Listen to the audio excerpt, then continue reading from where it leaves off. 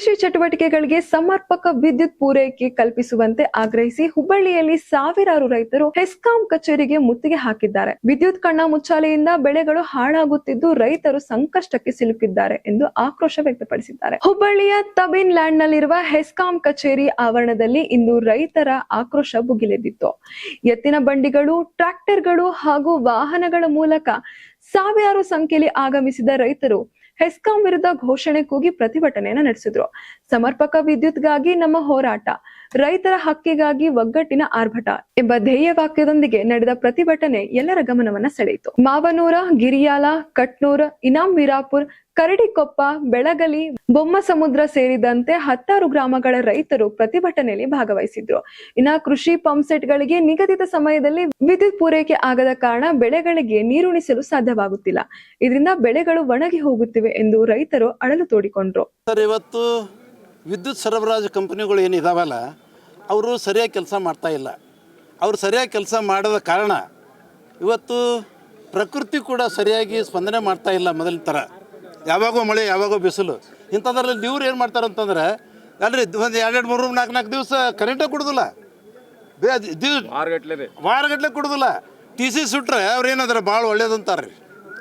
Transfer ಏನು ಸುಟ್ರೆ current ಒದಗಿಸುವಂಥದ್ದು ಭಾಳ ಖುಷಿ ಪಡ್ತಾರೆ ಕೆಲವೊಬ್ರು. ಕಾರಣ ಏನಂತಂದ್ರೆ ಚಂಬು ಸಿಗ್ತೈತೆ ನಮಗೆ.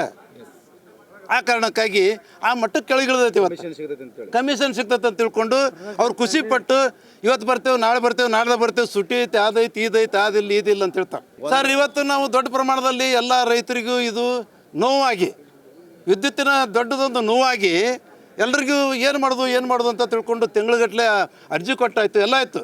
ಆದರೂ ಕೂಡ ಕೇರ್ ಮಾಡಲಿಲ್ಲ ಅಂತ ಅಂದ್ಕೊಂಡು ಇಲ್ಲರಪ್ಪ ಅಲ್ಲೇ ಹೋಗೋಣ ನಡ್ರಿ ಅಂತ ತಿಳ್ಕೊಂಡು ಇವತ್ತು ಈ ಪ್ರಮಾಣದಲ್ಲಿ, ದೊಡ್ಡ ಪ್ರಮಾಣದಲ್ಲಿ ಜನ ಬಂದ ಟ್ರ್ಯಾಕ್ಟರು, ಚಕ್ಕಡಿ, ಅದಾದಮೇಲೆ ಸೈಕಲ್ ಕೂಡ ತೊಗೊಂಡು ಬಂದಂಥ ನಮ್ಮ ರೈತರು ದೇಶಕ್ಕೆ ಕಾಲ್ನಡಿಗೆಯಿಂದ ಬಂದಿದ್ದಾರೆ.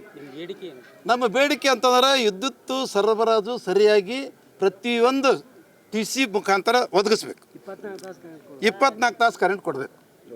ಎಲ್ರಿ ದೇಶಕ್ಕೆ ಅನ್ನ ಹಾಕುವ ರೈತಗನ ಈ ಥರ ನಿರ್ಲಕ್ಷ್ಯ ಮಾಡ್ತೀರಿ ಅಂತಂದ್ರೆ ನೀವು ಯಾರು ಲಂಚ ಕೊಡ್ತಾರೋ, ಯಾರ್ಯಾರು ದೊಡ್ಡ ದೊಡ್ಡ ಮಲ್ಟಿನ್ಯಾಷನಲ್ ಕಂಪ್ನಿಗಳಿಗೆ ಮಾಡ್ರೆ, ಮಲ್ಟಿನ್ಯಾಷನಲ್ ಕಂಪ್ನಿಗಳನ್ನ ಇನ್ವೈಟ್ ಮಾಡ್ತೀರಿ, ಕೋಟ್ಯಾಂತರ ರೂಪಾಯಿ ಅವ್ರು ಕೊಡ್ತಾರಂತೇಳಿ ದೇಶಕ್ಕೆ ಅನ್ನ ಹಾಕೋವನ್ನ ಕಾಲಿನ ಕೆಳಗೆ ಚಪ್ಪಲಿ ಬಿಡೋಲ್ಲೇ ನೋಡ್ತೀರಿ. ಮುಂದೆ ಏನು ಮಾಡ್ತೀರಿ ಸರ್? ನಾವು ಇದನ್ನು ನಿರಂತರವಾಗಿ ಇದು ಸರಿಯಾಗಿ ವ್ಯವಸ್ಥೆ ಸರಿಯಾಗಲಿಲ್ಲ ಅಂದರೆ, ಯಾವುದೋ TC ಸುಟ್ಟ ತಕ್ಷಣ ಬಂದು ಅದನ್ನು ಮಾಡಿ ಮತ್ತೊಂದು TCನಲ್ಲಿ ಅಳವಡಿಸಲಿಲ್ಲ ಅಂದರೆ ಇವ್ರು ಏನು ಮಾಡೋಕತ್ತಾರಂತಂದ್ರೆ, ದಯಮಾಡಿ ಇನ್ನೊಂದು ಒಳ್ಳೆಯ ಒಂದು ಇದನ್ನು ಹೇಳ್ತಾನೆ.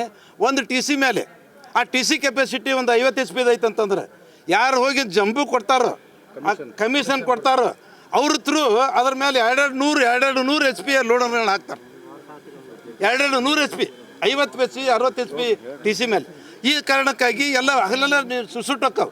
ಅದಾದಮೇಲೆ ವಿದ್ಯುತ್ ಲೈನ್ಗಳನ್ನು ಸರಿಯಾಗಿ ಮೇಂಟೈನ್ ಮಾಡಿಲ್ಲ. ಗಿಡ ಗಂಪಡಿ ಬೆಳೆದಿದ್ದಾವೆ, ಅವನ್ನೆಲ್ಲ ಕಟ್ ಮಾಡಿ 50 ವರ್ಷದ ಹಿಂದೆ ಹಾಕದಂತ ಲೈನ್ಗಳು ಇವತ್ತು ಹಂಗ ಇದಾವೆ, ಜೋತಾಡ್ತಾವ. ಲಕ್ಷಾಂತರ ರೂಪಾಯಿ ಸಾಲ ಮಾಡಿ ಬೆಳೆ ಬೆಳೆದಿದ್ದೇವೆ, ಆದ್ರೆ ಸಮರ್ಪಕ ವಿದ್ಯುತ್ ಇಲ್ಲದ ಕಾರಣ ಬೆಳೆಗಳು ಹಾಳಾಗುತ್ತಿವೆ. ಈ ಬಗ್ಗೆ ಹಲವು ಬಾರಿ ಹೆಸ್ಕಾಂ ಅಧಿಕಾರಿಗಳು ಹಾಗೂ ಸರ್ಕಾರದ ಗಮನಕ್ಕೆ ತಂದಿದ್ರೂ ಕೂಡ ಯಾವುದೇ ರೀತಿ ಸ್ಪಂದನೆ ಸಿಕ್ಕಿಲ್ಲ ಎಂದು ರೈತರು ಆಕ್ರೋಶ ವ್ಯಕ್ತಪಡಿಸಿದ್ದಾರೆ. ಇದು ರೈತರಿಗೆ ಸಮರ್ಪಕವಾಗಿರತಕ್ಕಂಥ ನಮ್ಮ ಪಂಪ್ಸೆಟ್ಗಳಿಗೆ ವಿದ್ಯುತ್ತನ್ನು ಸರಿಯಾಗಿ ಪೂರೈಸ್ತಾ ಇಲ್ಲ.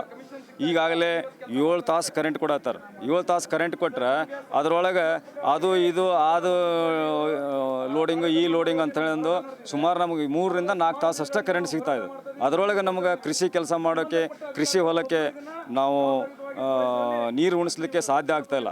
ಆ ವಿಚಾರವಾಗಿ ಈಗಾಗಲೇ ಹಿಂದೆ ಸುಮಾರು 3-4 ಸಾರಿ ನಾವು ಹೆಸ್ಕಾಂ ಕಚೇರಿಗೆ ಬಂದು ವಿನಂತಿಯನ್ನು ಮಾಡಿಕೊಂಡು ಅರ್ಜಿ ಕೊಟ್ಟು ಹೋಗಿದ್ದೇವೆ. ಅದಕ್ಕೆ ಯಾವುದಕ್ಕೂ ನಮಗೆ ಸ್ಪಂದಿಸಿಲ್ಲ. ಅದಕ್ಕೆ ಒಂದು TC ಸುಡ್ತಂತಂದ್ರೆ ಆ TC ಹಾಕಕ್ಕೆ ಹೋದ್ರೆ 20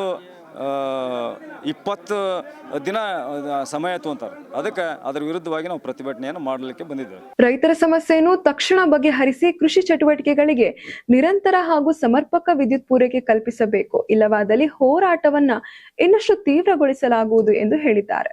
ಒಟ್ಟಾರೆ ಸಮರ್ಪಕ ವಿದ್ಯುತ್ ಪೂರೈಕೆಗೆ ಆಗ್ರಹಿಸಿ ಸಾವಿರಾರು ರೈತರು ಹೆಸ್ಕಾಂ ಕಚೇರಿಗೆ ಮುತ್ತಿಗೆ ಹಾಕಿದ್ದು, ರೈತರ ಬೇಡಿಕೆಗೆ ಅಧಿಕಾರಿಗಳು ಯಾವ ರೀತಿಯಾಗಿ ಸ್ಪಂದಿಸ್ತಾರೆ ಎಂದು ಕಾದು ನೋಡಬೇಕಾಗಿದೆ.